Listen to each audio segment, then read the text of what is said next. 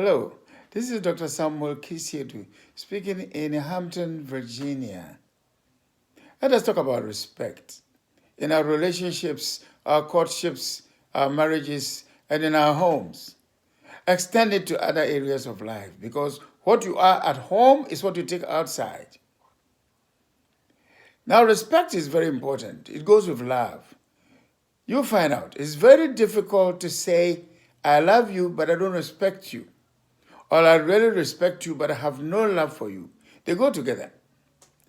And respect usually goes with gentleness, and then it promotes kindness, which finally ends up in full acceptance of a person.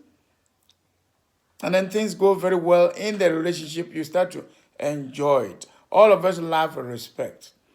There have been a lot of breakages or breaking off courtships and divorces and marital separations, and some of the complaints are no respect. A friend nearby, I was invited to a program and I went and I couldn't find him and only the wife was there. I said, what happened? He moved out. I told him to move out. And so he moved out because what is the main problem? Disrespect. To be able to love and cooperate and support and influence and enjoy to work together with anybody, I will suggest some very important areas in a relationship that you have to show respect for your mate. There are others which you can add, but watch these ones. What are the major areas we have to work on so far as respect is concerned? Number one, opinions and inputs. Respect my opinions and inputs. It may be an area you are more skilled in, conversant with, more knowledge, more wisdom. You are more gifted in an area. But let me give my comments. Sometimes it is 100% and only 20% or 10% has some value, but that is still important. You throw away the 80% or 90% or 95%. It's like your parents advising you as to whom you're going to marry. As much as they should not force anybody on you or be the people choosing for you, they have experience you don't have.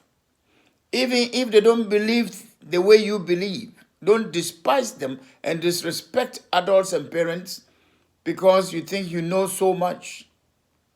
So don't disrespect your spouse because you think you are more spiritual, more educated, more degrees. You have traveled. She hasn't traveled or he hasn't traveled. And so you don't respect the advice. So opinions and inputs must be respected. Number two, preferences. I prefer it well done, half done, prefer it hot, a little cold, prefer it in the morning or evening. You have to have preferences. I prefer this kind of shoe to go with this type of dress or this type of trousers or shirt. I prefer to eat this in the morning. I prefer to eat this in the afternoon. There are preferences. Type of housing, how many rooms, the type of rug or carpet, type of curtains, type of car, color of the car, school, course of study, and you know it. So many of them. I prefer this in ministry. I prefer it to be 2 hours. I prefer it to be 1 hour. Let it be a little longer. It's too short, too long, too soft, too hard. My preferences must be respected. Number three, my race and my culture must be respected. If you can't respect a person's race or culture, then be very careful before you marry the person or date seriously or court seriously. So you must respect. In relationships, we can be friends, business partners, on the board, and typically in homes and marriages and courtships, and in ministry. If you don't respect my culture and my traditions and my race, it's very difficult to get along. Respect it. I didn't choose it. You didn't choose to be a man or woman. It is God who chose for you. So respect where I come from and whatever I have. I may not have it all, but have something. That is why you are showing interest.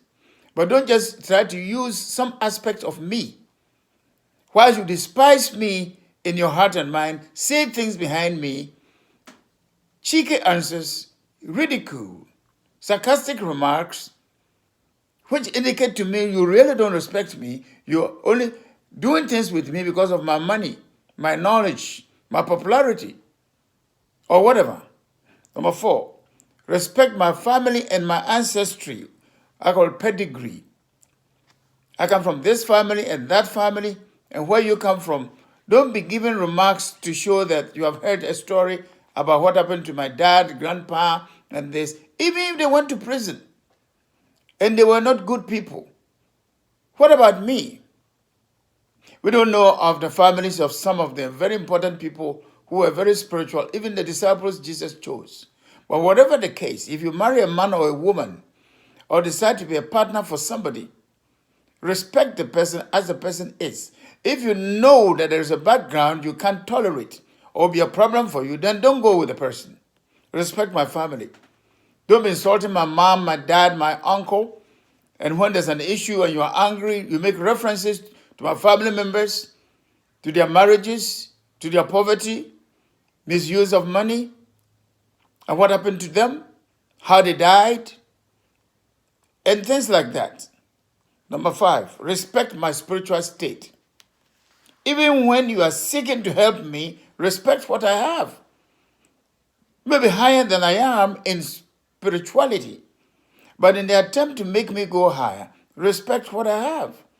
It's the same way I may not be as rich as you are, but respect what I have to be able to do some good things with my money and resources. Don't look down on me and mistreat me and help me, then you laugh behind me because you have more than I do. And you try to use your money or your kindness or your gift to control the person by ensuring that nobody else comes to help the person so that you be in charge. And one day, when you give up the person or drive the one away, it becomes miserable because you created a condition where you are the only one, only savior, helping me. People do that.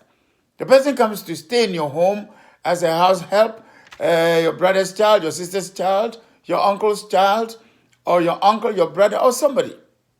Then it comes to a point where you become the sole benefactor and the only one who is doing nice things for the person. And then you create a condition where one day when there's a fight or something you're not happy with, you ask the one to leave your home. You ask the one to go away. I won't do business with you anymore. I won't do ministry with you anymore. And things like that. But you created a condition where no one had access to the person. Be careful about that. God won't bless you if you do that. Respect people's spiritual state. Number 6, respect my financial state. If you disrespect my financial state, so you look down on me, I won't be happy with you in any relationship. Typically marriage and courtship. And in ministry.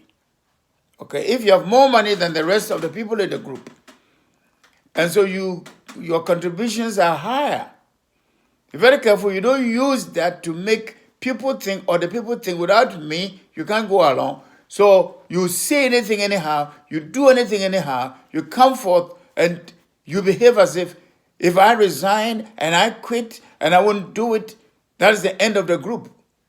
Who are you? Let's be humble under the mighty hand of God. You can make a donkey speak to your prophet. He told them, if you don't cry out, the stones will cry out. It is just by God's grace that you have been blessed with a good job, a good position, or whatever it is, and you are helping your church, your group, your community. Don't boast and brag with it. Don't use it to look down on people. Don't use it to cut down people. That is not a spirit of God at work. Be very careful what spirit you allow to come into your life because of who you think you are, with your gifts, your talents, your titles, and your abilities. Ability to fire people, not to appoint people, demote people, take away their privileges. Be very careful. Respect people for what they are and where God has allowed them to reach in life. Number 7, my social position. You may have titles, respected, voted for, appointed, but don't use that to disrespect me because you won and I lost. Even if both of us stood for the elections. If all of us join a church and later on you are appointed as a deacon, an elder, a presiding elder, an apostle, a bishop, an overseer, head of an institution, a principal somewhere, congressman, congresswoman, and whatever position in the society, a CEO, supervisor, the manager, the one appointed to be on the radio, on the television, doing this. Don't use that to look down on a spouse, a friend, or somebody who didn't get the privilege you have. It's by God's grace. Number 8, my academic position. Be very careful how you disrespect the academic position of a spouse. But you also, if you know you have to improve, and you are not making any effort to go higher than you are, then you give room for your spouse or your friend or your relative to despise you and disrespect you. Pull up your weight. You too can fly. Do something about your academic state. Don't marry someone and then you say, oh, I'll learn more English. I will finish my degree course. I'll do this. I'll do my master's. I'll do that. I'll do this. And you don't. As soon as things start getting all right and you are eating all right, the other person is bringing some money and you get a job, then you forget about improvement upon your life. And it becomes a problem when you go out with the person because your English or your language is so bad. I can involve you in many things because you can't speak good English or express yourself in the particular language you are supposed to express yourself in. Your writing is horrible, so I can involve you. And that can be a problem for educated men or educated women who can involve their spouses. Even praying in public becomes a problem unless you pray maybe in some local language because your English is so bad. Even the local language, some people are poor in it, and that is not as bad as if you have to speak English. You know how we are and our thinking pattern. It's the same way with some performances, cooking, dressing, arrangement of things, receiving visitors, leading a study, chairing a meeting, expressing yourself at a ceremony, vote of thanks, opening prayer, say something of appreciation, and you standing there and taking a mic is a crisis.